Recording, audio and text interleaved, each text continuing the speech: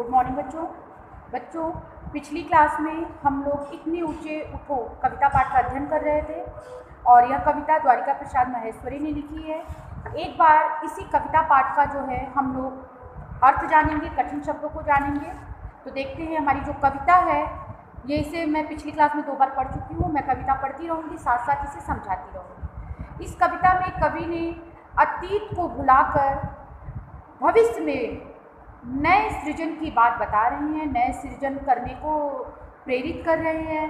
वह इस धरती पर स्वर्ग लाना चाहती हैं। तो बच्चों, कविता पाठ बताने से पहले एक बार जान लेते हैं जो कवि हैं द्वारिका प्रसाद महेश्वरी। इनका जन्म आगरा में उत्तर प्रदेश के रोहता गांव में 1 दिसंबर 1916 में हुआ। इन्होंने शिक्षा का व्यापक प्रसार करने और शिक्षा के स्तर को ऊंचा उठाने में अतुलनीय योगदान दिया। तो बच्चों, अभी आपको कवि के बारे में नहीं बताना, बस आपको थोड़ी सी ऐसी जानकारी दे रही हूँ। आपको सिर्फ कविता याद करनी है, पाठ की विधा याद करनी है और कविता के जो है कवि का नाम याद करना है। तो देखते हैं, इतने ऊंचे उठो कि जितना उठा गगन है। यहाँ पे कवि द्वारिका प्रसाद महेश्वरी यह बताने का संकेत करें कि हमें इतना ऊंचा उठना चाहिए कि जितना आकाश है, गगन जितना ऊंचा है, हमें इतने अच्छे कार्य करने चाहिए कि उस कार्य को करके हम इतने महान बन जाएं कि हम गगन को छूने लगें। देखो इस सारी दुनिया को एक दृष्टि से, और इस सारी दुनिया को एक दृष्टि मतलब एक नज़र से हमें देखना चाहिए। सिंचित करो धरा, सिंचित का मतलब इकट्ठा करना। समता की भाव वृष्टि से, समता का मतलब समानता, वृष्टि का मतलब वर्षा। जाति भेद की, धर्म वेश की, जाति धर्म वेश की, काले गोरे रंग द्वेष की, काले गोरे का मतलब काला गोरा, रंग द्वेष, द्वेष का मतलब शत्रुता और बैर से लिया गया है। ज्वालाओं के जलते जग में इतने शीतल बहो कि जितना मलय पवन है। नए हाथ से मतलब हमें नए काम से, नए हाथ से वर्तमान का रूप संवारो। आने वाले अपने अतीत को भुलाकर जो हमारा वर्तमान आने वाला है उसको हम सजाएं, संवारें, कुछ ऐसा करें कि जिसके लिए हमें याद किया जाए। नई तूलिका से चित्रों के रंग उभारो। नई का मतलब, नई तूलिका मतलब होता है बच्चों कूची या फिर रंगने का ब्रश, जो आप जिससे आप कलर करते हो ना, उसे तूलिका बोलते हैं, या फिर आप कूची कह सकते हैं जिससे हम कलर करते हैं। नई तूलिका, नए ब्रश से चित्रों के रंग उभारो। यहाँ पे कभी यह बताने का प्रयास कर रहे हैं कि नई कूची, नए ब्रश से चित्रों के जो चित्र दब गए हैं, जो काम हम नहीं कर रहे हैं उसको हम करके अपने आप को हम उभारें। नए राग को नूतन स्वर दो, भाषा को नूतन अक्षर दो। नूतन का मतलब नया अक्षर दो, नया स्वर दो, नया राग दो। युग की नई मूर्ति रचना में इतने मौलिक बनो कि जितना स्वयं सृजन।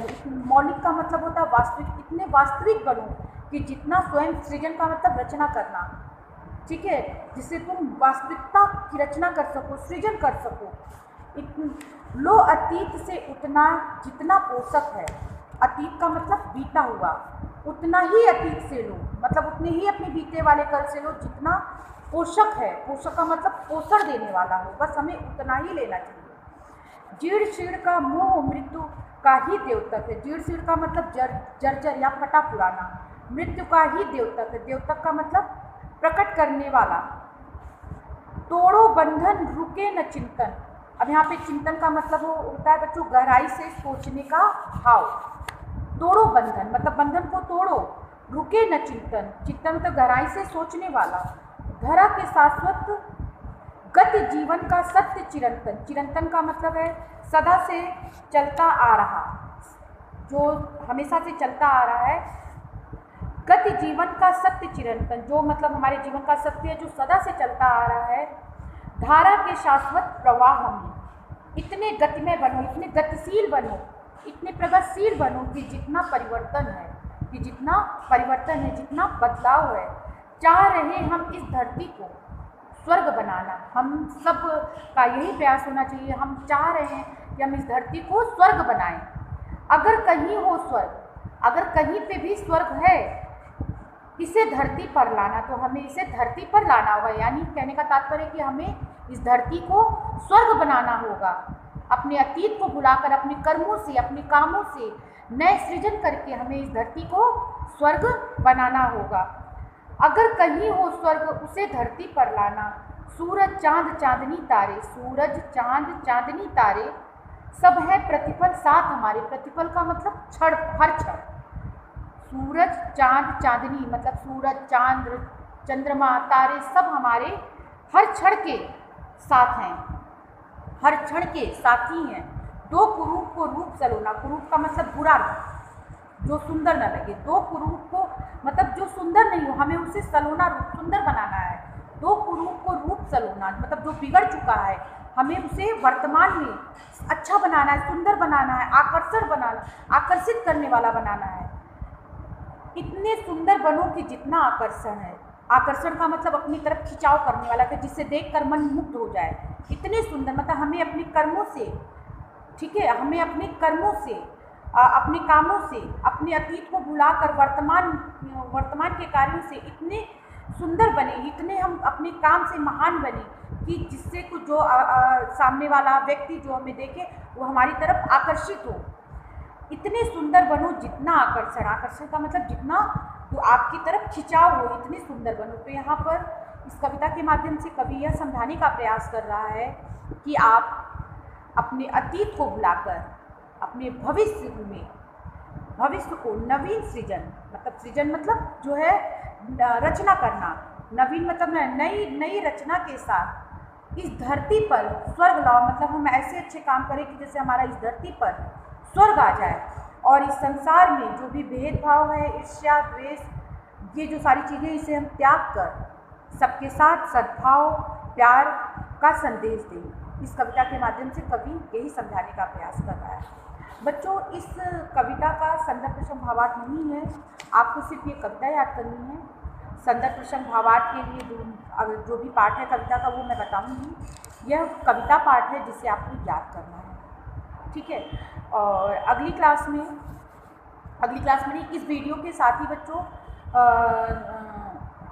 इस वीडियो के साथ ही आपका ये भी एक होमवर्क है कि आप इस कविता का 3 पैरा लिखेंगे। जैसे मान लीजिए यहाँ से इतने ऊंचे उठों से लेकर मृत्यु का ही द्योतक है, मृत्यु का ही द्योतक है। आप ध्यान दीजिए, इतने ऊंचे, पहली लाइन से बच्चों लेकर जो है हमारा तीसरा पैरा है, तीसरा पैरा ध्यान दीजिए। इतने मौलिक बनो कि जितना स्वयं सृजन है, लो अतीत को उतना कि जितना पोषक है, जीर्ण शीर्ण का मोह मृत्यु ही द्योतक है।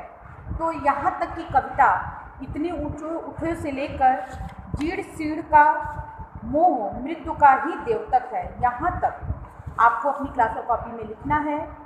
पूरी कविता को आप लिखेंगे और साइड में आप पिक्चर भी बना सकते हैं सुंदर सा, उसे कलर भी कर सकते हैं। जो आप लिखेंगे आपको उसके ऊपर कलर नहीं करना, आपको उसके बगल में कलर करना है। और इस कविता वीडियो के साथ ही मैं इस कविता का अटैचमेंट भी दूंगी आपको, जिससे आपको ये पता चले कि आप कहाँ से कहाँ तक लिखते हैं। पूरी कविता लिखने की ज़रूरत नहीं है, याद आप पूरी कविता करेंगे, याद आप पूरी कविता करेंगे, ठीक है। क्योंकि कविता की कोई भी पंक्ति कहीं से भी उठाकर पूछी जा सकती है। तो याद करने के लिए आपको पूरी कविता याद करनी है, लिखने के लिए आपको 3 पैरा लिखना है पूरा। तो आप मार्क कर लें। एक बार मैं फिर से बता रही हूँ, इतनी ऊंचे उठों से लेकर जीर्ण शीर्ण का मोह मृत्यु का ही द्योतक है, यहाँ तक आप पूरी कविता लिखेंगे। तो ये आपका होमवर्क भी है।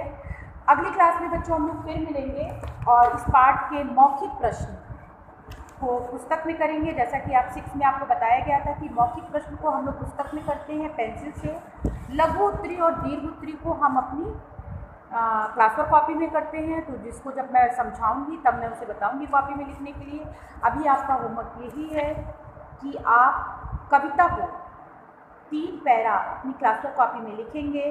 कविता लिखने से पहले आप पाठ का नाम, पाठ नंबर डालेंगे, पाठ 1, ठीक है, पाठ 1, पाठ का नाम इतने ऊंचे उठो, कवि का नाम, ठीक है, द्वारिका प्रसाद माहेश्वरी, और विधा कविता। ये सारा चीज़ पहले आप ऊपर लिखेंगे, उसके बाद कविता लिखेंगे। विधा मैं इसलिए लिख पा रही हूँ कि जैसे आपको हर पाठ की विधा भी साथ साथ याद होती चले, जिसके लिए आपको अलग से पुस्तक खोलने की आवश्यकता न पड़े। तो हर पाठ के साथ आप विधा भी लिखेंगे, ऊपर ही लिखेंगे ब्लैक पेन से, सबसे पहले पाठ 1, पाठ का नाम नीचे उठो, कवि द्वारिका प्रसाद माहेश्वरी, विधा कविता। जिस तरीके से मैंने बोर्ड पे लिखा है ऐसे ही आप ब्लैक पेन से सबसे ऊपर अपनी क्लास कॉपी पे लिखेंगे। उसके बाद पूरी कविता लिखेंगे। पूरी कविता लिखने के बाद आप साइड में पिक्चर भी बना सकती हैं, आपकी कॉपी है तो आप इसे अपने हिसाब से डेकोरेट और सुंदर रख सकते हैं। उसके साथ ही बच्चों आपका पेज नंबर 2 पे आप देखेंगे इस पाठ के जो है शब्दार्थ दिए गए हैं। तो इस पूरे शब्दार्थ को आपको लर्न करना है। आप अच्छे से जानते हैं कि एग्ज़ाम में शब्दार्थ पूछे जाते हैं, तो जो चीज़ जो जब पढ़ाई जाए उस चीज़ों को आप तभी याद करते चलें। ठीक है, तो आपका होमवर्क है कि आप कविता को अपनी क्लास कॉपी पे लिखेंगे 3 पैरा, और उसके साथ ही शब्दार्थ को आप याद करेंगे। शब्दार्थ को आपको अपनी क्लास कॉपी पर नहीं लिखना है, आपको सिर्फ कविता लिखनी है। प्रश्नोत्तर के लिए मौखिक प्रश्नों को आप अपनी पुस्तक में पेंसिल से लिखेंगे। लघु उत्तरी और दीर्घ उत्तरी को आप अपनी क्लास कॉपी में करेंगे। तो जब मैं प्रश्नोत्तर कराऊंगी तो मैं इसको दोबारा भी समझाऊंगी। अभी बस आपका इतना ही काम है। मैं कई बार बता चुकी हूँ कि कविता को आपको 3 पैरा लिखना है, उसके साथ आपको शब्दार्थ याद करना है, इसे कॉपी में नहीं लिखना है। ठीक है, लिखने का तरीका आपका यही होगा जो आपके बोर्ड पर है, उसके बाद आप पूरी कविता लिखेंगे। तो बच्चों आज के लिए इतना ही। अगली क्लास में हम लोग मिलेंगे जब, तो इस पाठ के प्रश्नोत्तर पर चर्चा करेंगे, मौखिक, लघु और दीर्घ प्रश्नों को। इसके लिए तब तक आप इस पाठ के शब्दार्थ को भी याद कर लें और कविता को भी तैयार कर लें। अगली क्लास में हम लोग फिर मिलेंगे। थैंक यू बच्चों।